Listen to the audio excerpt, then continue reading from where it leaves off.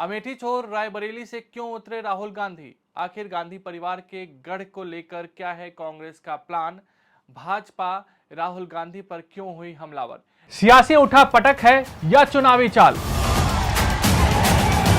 नेताओं के बोल और इरादों में क्या है अंतर? राजनीतिक दंगल में कौन किस पर है भारी? हर सियासी दांव की इनसाइड स्टोरी प्रजातंत्र।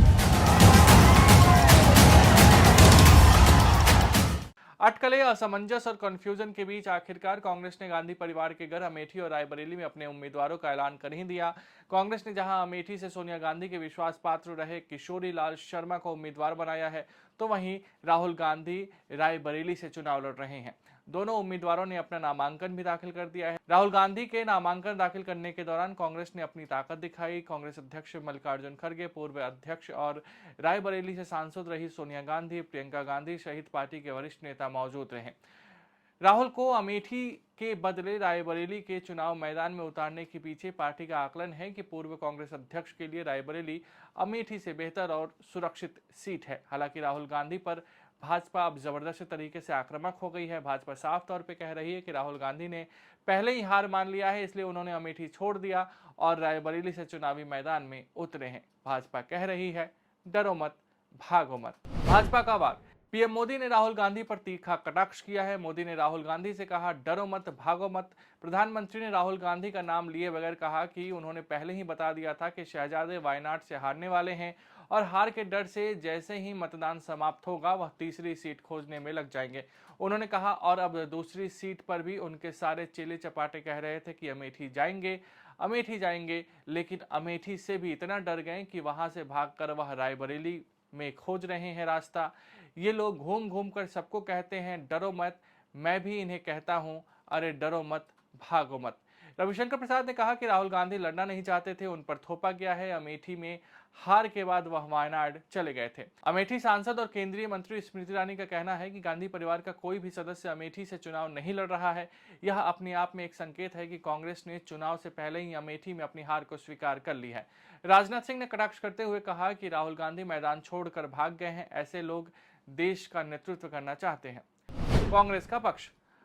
अमेठी चोर राहुल गांधी के रायबरेली से चुनाव लड़ने पर कांग्रेस ने बचाव किया है। पार्टी महासचिव जयराम रमेश ने कहा कि राहुल गांधी के रायबरेली से चुनाव लड़ने की खबर पर कई लोगों की अलग अलग राय है। उन्होंने कहा कि याद रखें, वह राजनीति और शतरंज के अनुभवी खिलाड़ी हैं। पार्टी नेतृत्व काफी विचार विमर्श के बाद और एक बड़ी रणनीति के तहत अपने फैसले लेता है। इस एक फैसले ने भाजपा, उसके समर्थकों और उसके चाटुकारों को भ्रमित कर दिया है। बीजेपी के स्वयंभू चाणक्य जो परंपरागत सीट की बात करते थे, अब समझ नहीं पा रहे हैं कि इसका जवाब क्या दे।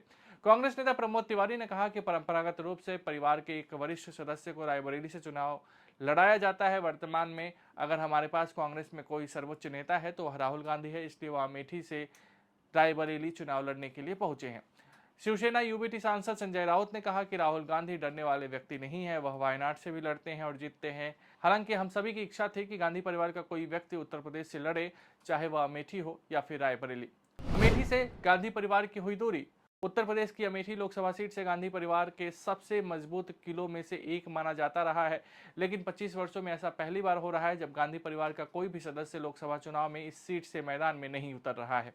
वर्ष 1967 में निर्वाचन क्षेत्र बने अमेठी को गांधी परिवार का मजबूत किला माना जाता है और करीब 31 वर्षों तक गांधी परिवार के सदस्यों ने इस लोकसभा सीट का प्रतिनिधित्व किया है। पिछले आम चुनाव में भारतीय जनता पार्टी की नेता स्मृति ईरानी कांग्रेस के इस किले को भेदने में सफल रही और उन्होंने राहुल गांधी को 55,000 से ज्यादा मतों से शिकस्त दी थी।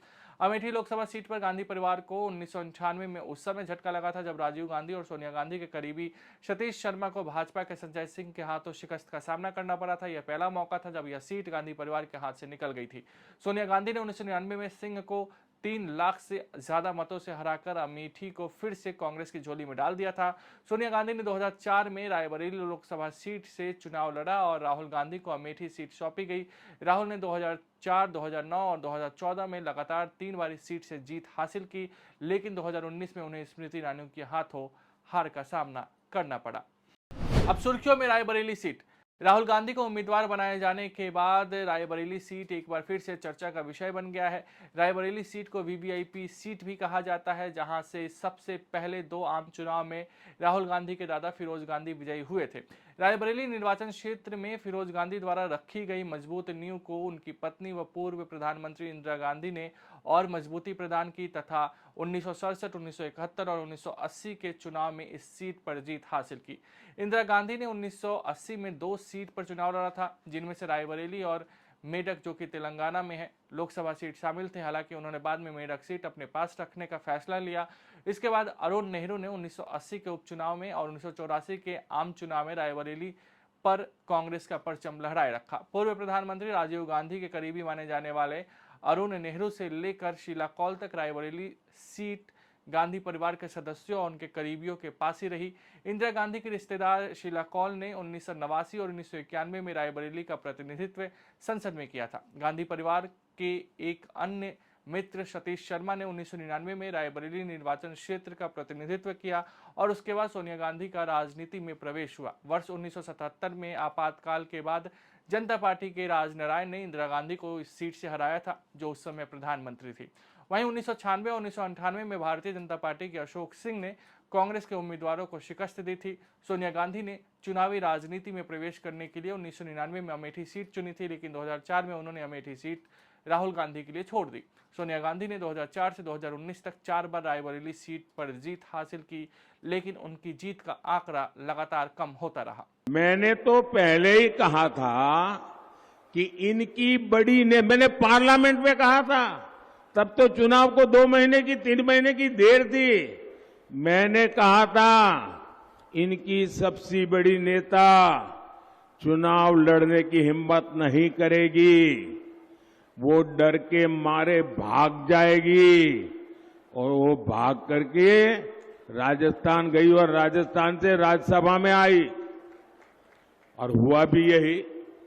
मैंने पहले ही बता दिया था कि शाहजादे वायनाड में हारने वाले हैं और हार के डर से जैसे ही वायनाड में मतदान समाप्त होगा वो दूसरी सीट खोजने लग जाएंगे और अब दूसरी सीट पर भी उनके सारे चेले चपाटे कह रहे थे अमेठी आएंगे, अमेठी आएंगे, लेकिन अमेठी से भी इतना डर गए, वहां से भागकर अब रायबरेली में खोज रहे हैं रास्ता।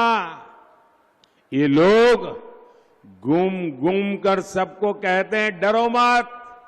मैं भी आज उन्हें कहता हूं और बड़े जी भर के कहता हूं, अरे डरो मत, भागो मत। नहीं, उन्होंने खुद ही भाग के वाराणसी आए ना जी।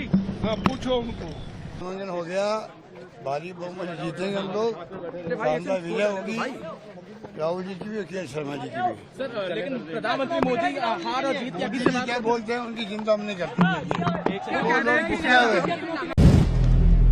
अगर आप भी लेना चाहते हैं देश दुनिया की तमाम जानकारी तो आज ही सब्सक्राइब करें हमारे चैनल को। साथ ही नीचे दिए बेल आइकन को जरूर दबाएं ताकि हर अपडेट आप तक पहुंच सके।